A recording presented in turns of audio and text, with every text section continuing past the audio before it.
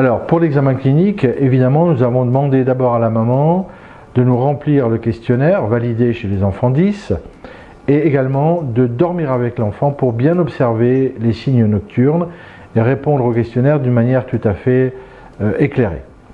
Alors, le questionnaire, le score total est à 98, donc peut correspondre tout à fait à une dyslexie future.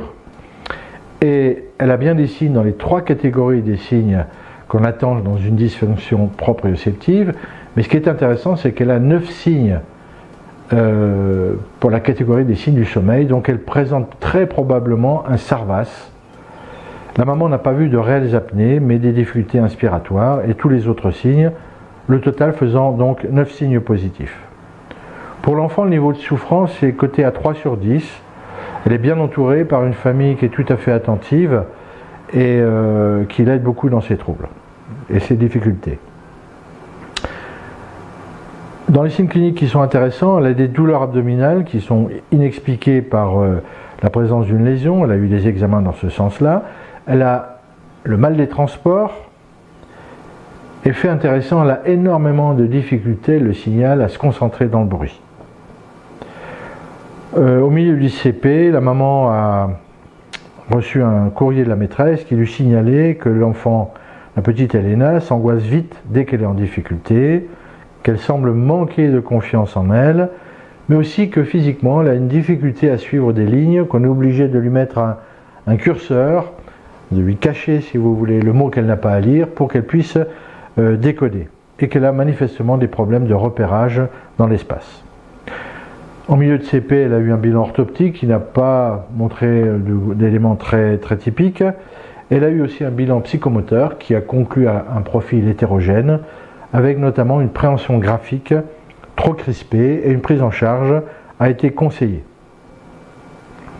Alors nous allons commencer l'examen clinique et d'habitude on commence par le contrôle moteur, mais là, en raison de l'âge de l'enfant, nous allons commencer par les troubles spatiaux et la recherche d'interférences entre la vision et l'audition, puisque ce sont des tests qui demandent beaucoup plus d'attention et qu'on le sait, cet enfant présente des troubles attentionnels, mais vous allez le voir, elle les contrôle tout à fait et même parfaitement pendant l'examen.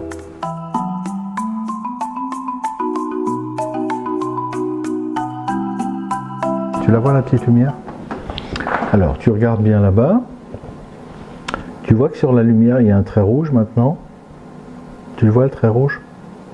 Oui? Alors tu vas me dire si le trait rouge il passe dans la lumière ou s'il est à côté. D'accord? Alors dis-moi, est-ce qu'il est dedans ou est-ce qu'il est sur le côté? Dedans. Pile poil dedans, c'est bon? Ici, est-ce que tu le vois dans la lumière ou à côté? Un peu à côté. Alors il est de quel côté? De ce côté-là? Donc, de ce côté-là. Alors on va mesurer juste ça. Donc, petit éso à droite. Hop.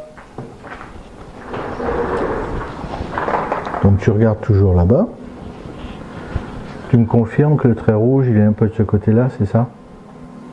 Oui? Oui? Ok. Quand je fais ça, est-ce qu'il est encore du même côté ou pas? Il est passé de l'autre côté? Donc elle a une ESO inférieure à 2 dioptries. Parfait. Alors maintenant tu sais quoi? Le trait rouge, on va le mettre dans l'autre sens. On va le mettre comme ça. Et là tu vas bien regarder s'il passe dans la lumière exactement ou un peu au-dessus ou un peu en dessous. Je t'explique. Tu vois, la lumière c'est ça. Tu vas me dire s'il passe exactement en plein milieu. On appelle ça pile poil. Ou bien s'il est un tout petit poil au-dessus, sur le bord, ou un tout petit poil en dessous sur le bord. En sachant donc que l'hypermétrope avec une sphère à 3, plus 3, donc on a une marge d'erreur. On va voir. Alors, il faut, pendant ce temps-là, il ne faut pas que tes pieds se touchent et qu'ils touchent le siège. Hein, tu restes tranquille, comme ça.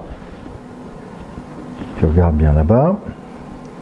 Alors, tu me dis s'il est pile poil dedans, un poil au-dessus ou un poil en dessous. Tout petit peu au-dessus. Tout petit peu au-dessus. Donc ça veut dire que si la lumière est comme ça, il est ici, hein, c'est ça? Alors le petit jeu, tu sais quoi, ça consiste à ce que tu parles pas pour me le dire. Donc s'il est pile poil dedans, tu vas faire ça avec ton pouce. S'il a un tout petit poil au-dessus, comme tu l'as vu là, tu fais ça vers le haut. S'il a un tout petit poil en dessous, tu fais ça. D'accord? Ça marche? Bon. Et tu fais donc attention à ce que tes pieds ne se touchent pas. Voilà, comme ça, tranquille. Alors, tu vas me montrer là avec ton doigt, tu regardes bien là-bas. Alors, tu regardes bien la lumière et tu montres s'il est pile poil dedans, un petit poil au-dessus, un petit poil en dessous. Donc là, il a un poil en dessous. Maintenant, tu vas te tenir très très droite. Voilà, tu as le dos voilà, comme un soldat, tu vois. Et on fait la même chose. Tu me montres avec ton doigt s'il est pile poil dessus, un poil au-dessus, un poil en dessous. Donc là, il est devenu pile poil dedans. Et ici,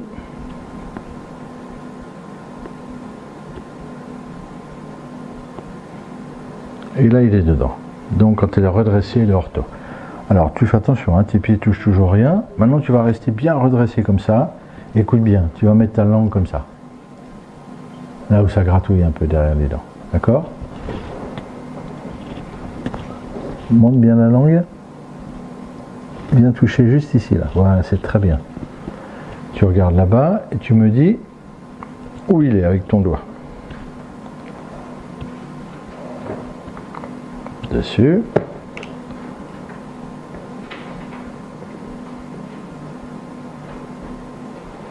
Là, il est passé en dessous. Maintenant, tu vas faire comme ça avec tes lèvres, comme ça, regarde. Voilà. Tu fais toujours attention avec tes pieds, mais tu restes bien droite, c'est très bien. Donc, je lui tiens la tête pour être sûr que son œil est centré sur le verre. Alors, tu gardes bien, non, garde bien comme ça, regarde. Voilà, c'est très bien. Allez, montre-moi avec ton doigt où il est. Il est dessus, tu gardes bien les lèvres pincées. Et il est dessus. Donc elle est ortho redressée, la langue au palais perturbe, et les lèvres pincées régulent de nouveau. Maintenant tu vas mettre ta langue en bas, tu sais, comme ça. Et là, tes pieds. Voilà, et les pieds, voilà, tu les laisses comme ça. Tu regardes bien là-bas toujours, ouvre bien ta bouche que je vois ta langue. Voilà, super. Allez, tu montres avec ton doigt. Là, il est passé au-dessus. Tu laisses bien la langue en bas.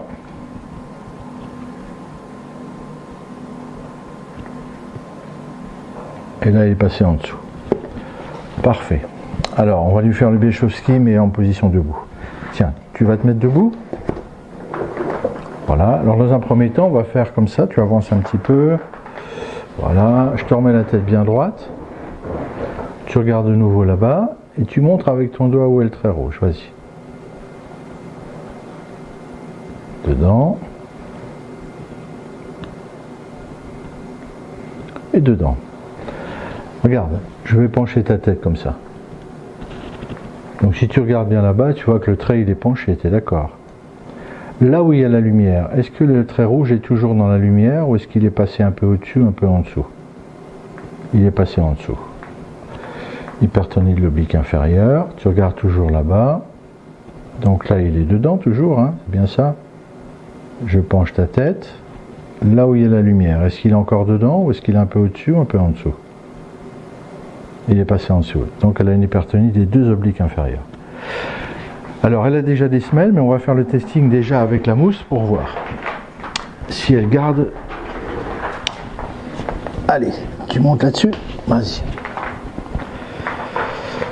Tu regardes toujours là-bas. Moi je trouve que tu travailles bien. Hein. Allez, montre avec ton doigt si c'est dedans, au-dessus, en dessous. Dedans. Et là, ça passe en dessous. Donc, quand on diminue l'extéroception, on la perturbe. On va prendre ces semelles. Hein? Tiens, tu vas juste reculer un petit peu. Je vais enlever ces trucs-là. Hop, tac.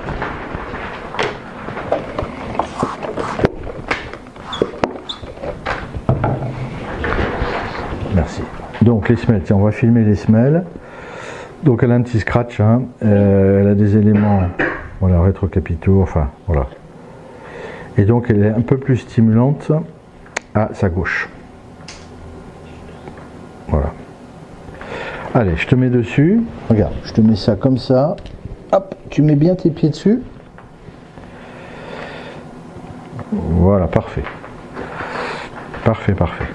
Maintenant, tu vas regarder là-bas de nouveau. Et tu montres avec ton doigt. Ortho. Et là, ça descend. On va vérifier que quand elle n'a pas les semelles, elle est ortho. Tu vas t'enlever des semelles, te mettre un petit peu en arrière. Voilà. Tu regardes là-bas de nouveau. Tu montres avec ton doigt.